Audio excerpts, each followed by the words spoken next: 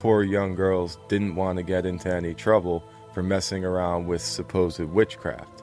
Of course, these days, we know the young girls weren't being affected by a witch, and this is where some popular theories come in. Some say that the girls might have had ergot poisoning, which is the moldy bread idea. It definitely wasn't the whole town like some people say, but it's just a mold that grows on rye bread, and it can cause some pretty wild symptoms. That's not really accepted by most scholars and doesn't seem to be the case for a few reasons. Mainly because the girls weren't sick like that, and their symptoms lasted way too long. It's a lot more likely that they just psyched themselves out and even might have been using it for attention or a power dynamic.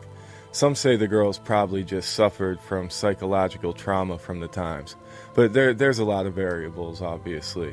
There were major feuds between families, there were stories of Native Americans kidnapping and killing people, and there was a lot of religious hysteria that all could have caused mental insanity in these girls. Of course, things like psychosis and epilepsy can cause these types of things too. We don't really know exactly what was wrong with the girls, but it is safe to say that they weren't bewitched or possessed. That's ridiculous. They were also living in really strict religious conditions. Women weren't held in very high regard. They weren't supposed to speak up. They didn't take part in any of the adventures or extracurricular stuff.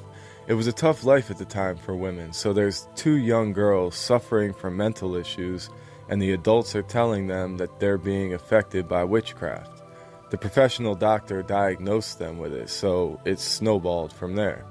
It's really easy to see how the girls could give into this, so they started blaming people. The first person that the girls would blame was Tituba, a slave girl from Barbados. She was an easy target because she was already seen as an outsider and someone different, plus her cultural background would have made her affiliated with non-Christian practices. So they arrested this poor slave girl who had already been bought and sold multiple times and must have been struggling with her own mental issues. But we'll see by the end of this, she might have outsmarted everyone else in this situation.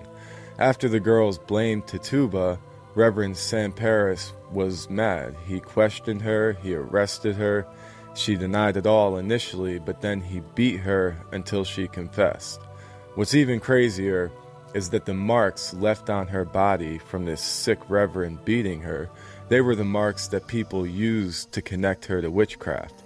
Even all the way back to the European witch trials before this, people would say that any strange marks on a person's body could be signs of them practicing witchcraft, or maybe dealing with the devil.